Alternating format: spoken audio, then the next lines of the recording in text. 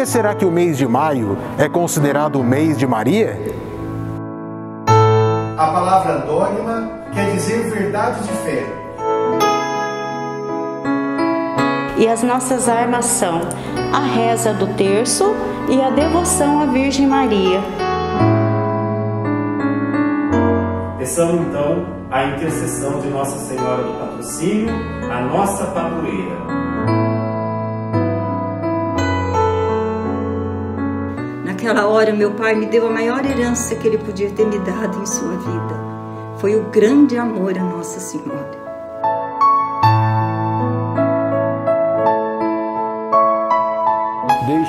Deixo-vos a bênção e a proteção de Nossa Senhora, em especial neste momento em que vivemos essa pandemia.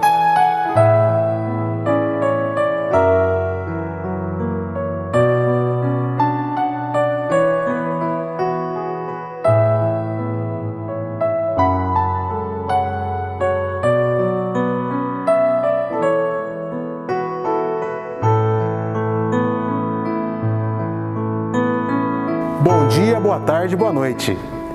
Por que será que o mês de maio é considerado o mês de Maria? Em geral, maio era um mês de celebração desde antes do cristianismo. Na época medieval, os camponeses comemoravam em maio a chegada da boa época do plantio e o fim do inverno.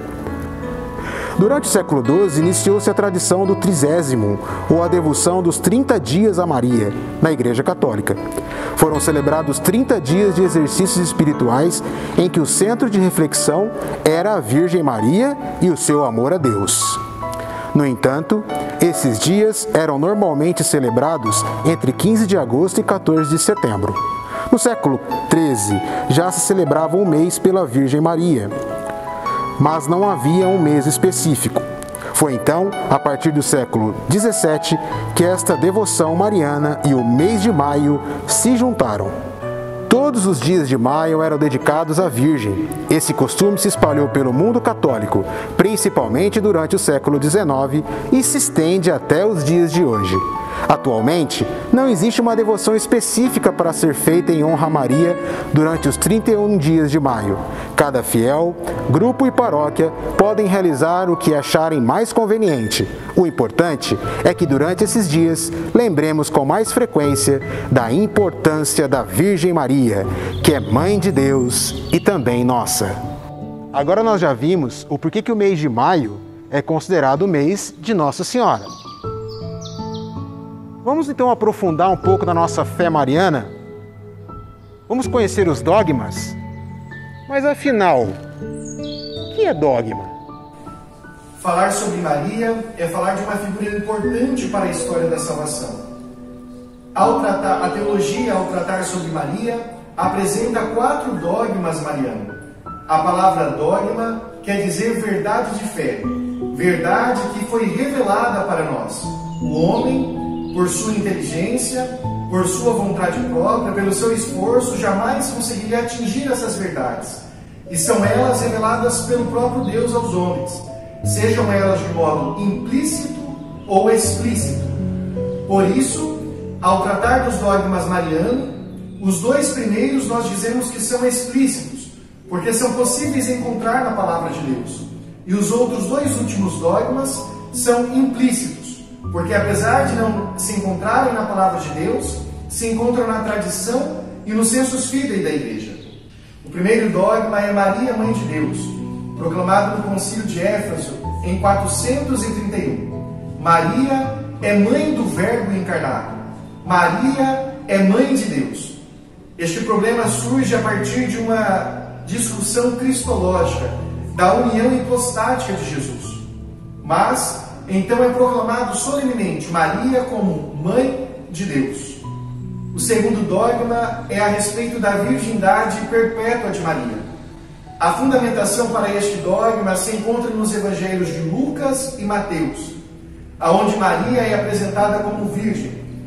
Ao apresentar a virgindade de Maria, Maria é proclamada virgem antes, durante e depois, demonstrando assim a sua fidelidade ao Senhor, a sua entrega total ao plano de Deus. O terceiro dogma é a respeito da Imaculada Conceição de Maria, proclamada pelo Papa Pio IX em 1854. Este dogma não aparece no Novo Testamento, mas proclama que Maria, sendo mãe de Deus, necessariamente sendo o tabernáculo, o sacrário divino onde abrigou o Filho de Deus, era preciso que ela fosse imaculada, preservada de todo o pecado original. Pecado este que todo homem e toda mulher traz. Mas Maria teve este privilégio, diante de todas as criaturas, de ser imaculada, preservada do pecado original. O quarto e último dogma mariano é a Assunção de Maria, proclamada em 1950 pelo Papa Pio XII. A Assunção de Maria nasce do sensus fidei, da fé dos primeiros cristãos que já celebravam a dormição ou o trânsito de Maria. Maria, sendo a mãe de Deus, sendo preservada do pecado original, o seu corpo também deveria ser preservado. E por isso a Igreja proclama a Assunção de Maria. Nós acabamos de ver e ouvir sobre a fé mariana, mas também existe a oração mariana, o terço. Você conhece o Santo Terço? Meu nome é Cidinha Cordeiro, sou coordenadora da Legião de Maria.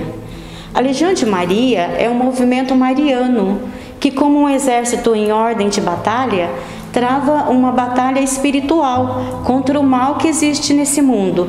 E as nossas armas são a reza do terço e a devoção à Virgem Maria, que juntos nos leva a caminhar com Jesus. E nesta caminhada, os legionários realizam atividades espirituais de evangelização, como visita a doente, a enfermo, nos hospitais, nos asilos, a família enlutada e para todas as pessoas que precisam de uma palavra de esperança, de fé, ou então apenas emprestar nossos ouvidos para escutar os irmãos unidos em oração, principalmente na reza do terço. O terço é a palavra de Deus vivida nos 4 evangelhos.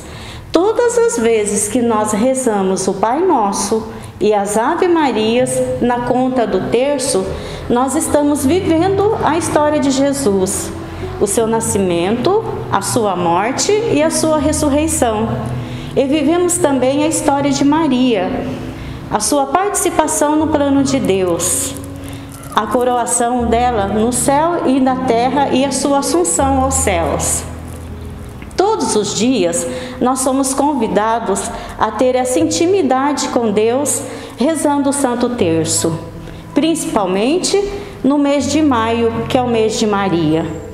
O Papa Francisco nos convida a redescobrir esta beleza pelo terço e nos pede para rezar com muita humildade. E assim, com toda certeza, esta oração chegará ao coração de Deus. Salve Maria! Que maravilha nós podermos ouvir sobre o Santo Terço, essa oração tão importante da nossa igreja. E melhor ainda se ela for rezada em comunidade.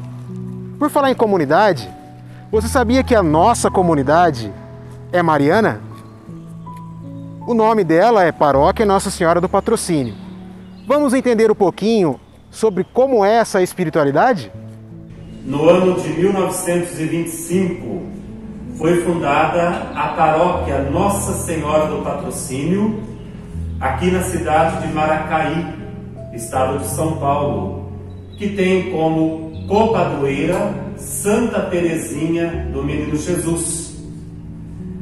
Nós podemos ver no Evangelho de São João, capítulo 2, a intervenção de Nossa Senhora do Patrocínio, quando Maria estava nesta festa de casamento, nas bodas de Caná, junto com seu filho Jesus e também alguns discípulos, e ela percebeu que o vinho veio a faltar. Maria, ela vai até seu filho Jesus, recorre a seu filho Jesus, porque Maria sabia, conhecia seu filho e sabia que ele tinha o poder de auxiliar, de resolver aquela situação difícil. E ela pede então para Jesus fazer algo para o bem-estar daquela família. E Jesus então realiza o primeiro milagre, o primeiro sinal, quando levaram até ele as talhas com água e ele as transformou no melhor vinho. Jesus nos concede sempre o melhor. Então temos aí a intervenção, a intercessão de Nossa Senhora do Patrocínio. Essa nossa padroeira da paróquia de Maracaí, que é tão venerada, tão amada, tão estimada pelo povo católico de Maracaí. Que ela então continue intercedendo por cada um de nós, pelas nossas famílias, pelos enfermos, para que possamos sempre fazer o que Jesus nos pede, sempre fazer o que Ele pede a cada um de nós, para o melhor das nossas famílias, o melhor da nossa comunidade, para o melhor da sociedade. Peçamos então a intercessão de Nossa Senhora do Patrocínio, a nossa padroeira, que ela sempre olhe por nós, cuide de nós e nos proteja de todos os perigos, de modo especial dessa pandemia. Depois de tudo isso que nós aprendemos sobre Nossa Senhora, como é maravilhoso perceber que as pessoas têm experiências com a Mãe de Deus. Vamos ver agora um testemunho com Maria. Povo de Deus, salve Maria. O Fabrício pediu para eu falar de Maria na minha vida, vamos então. Maria na minha vida desde a minha infância. Minha mãe era rezadeira de terço, graças a Deus, e toda vez que ela ia rezar o terço nas famílias ou na capelinha, eu nunca ficava brincando com as crianças, eu ficava ajoelhadinha perto dela. Isso louvo e agradeço a Deus, que o amor a Maria foi crescendo em mim desde pequena. Quantas vezes a gente brincando, todos os dias às 3 horas da tarde, quem é que não lembra, os mais antigos, que até hoje tem a consagração a Nossa Senhora pelo Padre Vitor Coelho de Almeida. E ela me gritava, filha, corre que já vai começar. Até hoje eu continuo vendo a consagração e ouço a vozinha dela me chamando e não perco a hora.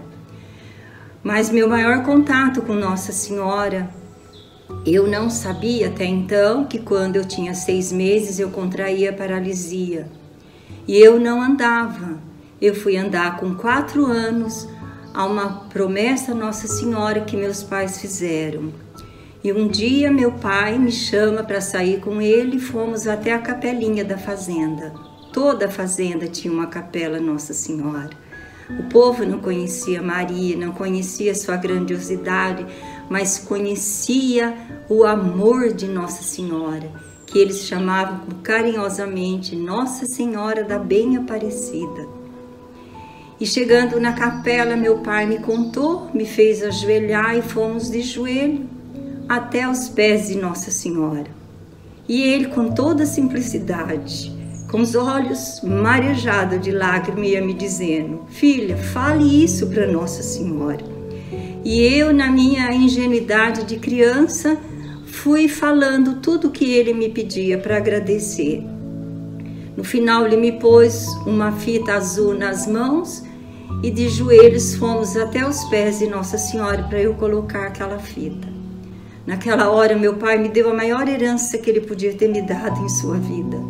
Foi o grande amor a Nossa Senhora. Daí em diante, eu fui crescendo e sempre com esse amor a Nossa Senhora. Mudamos da fazenda, fomos para Ourinhos.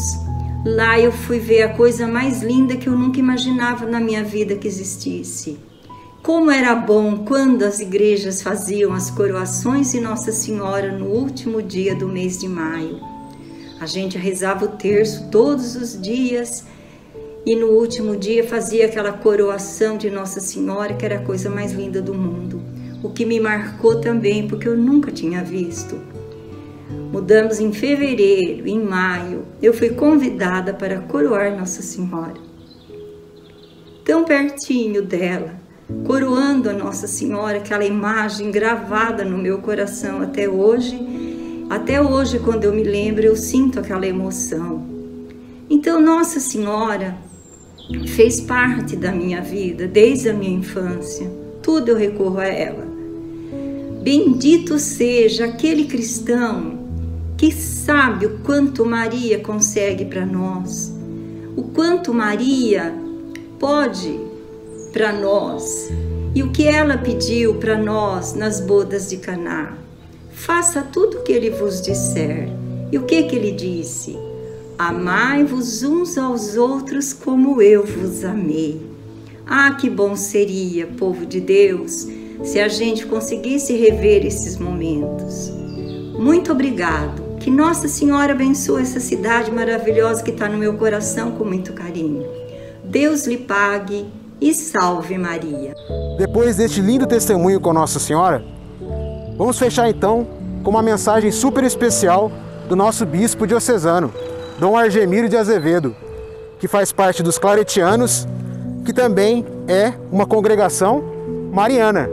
Vamos entender um pouquinho sobre essa história? Caros amigos de Maracaí, da paróquia Nossa Senhora do Patrocínio, estimados irmãos e irmãs, pertenço a uma congregação de missionários, congregação fundada por Santo Antônio Maria Claret e que tem por título Congregação dos Missionários Filhos do Imaculado Coração de Maria. E o nosso santo fundador dizia que nós somos filhos, um filho ardoroso, filho de caridade, um filho do amor. Santo Antônio Maria Claret dizia que nós, os missionários claretianos, devemos ser homens que ardem em caridade, como filhos do Imaculado Coração de Maria. E esse homem que arde em caridade abrasa por onde passa e incendeia todo mundo no fogo do divino amor. Ele tinha consciência de que arder de amor e inflamar o mundo não seria uma virtude merecida, mas se trataria de arder e incendiar no fogo do Espírito recebido como sopro de Deus, que manteria acesas na frágua do coração de Maria as brasas incandescentes da caridade de Cristo.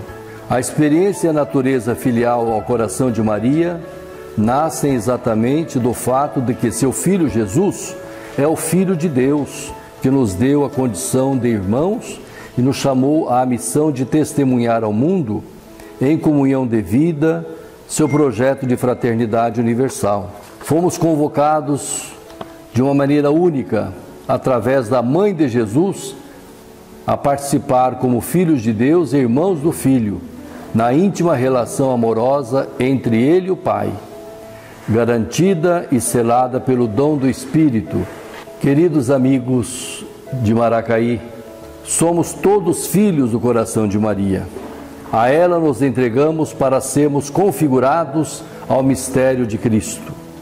Na plenitude dos tempos, Deus enviou o seu Filho único, Filho do coração de Maria, para nascer entre nós, para que possamos receber a adoção filial e ser formados por ela. A prova de que sois filhos é que Deus enviou aos vossos corações o Espírito do seu Filho que clama, Abba, Pai. Portanto, já não és escravo, mas filho. O Espírito é quem dá testemunho, juntamente com o nosso Espírito, de que somos filhos de Deus. Então, nesse mês de Maria, em que louvamos nossa Mãe como filhos do seu Imaculado Coração, deixo-vos a bênção e a proteção de Nossa Senhora, em especial neste momento em que vivemos essa pandemia, e pedimos a Deus a cura dos doentes e que nos livre deste mal que está afetando a todos nós. Desça sobre todos vocês a bênção de Deus Todo-Poderoso, Pai, Filho e Espírito Santo. Amém.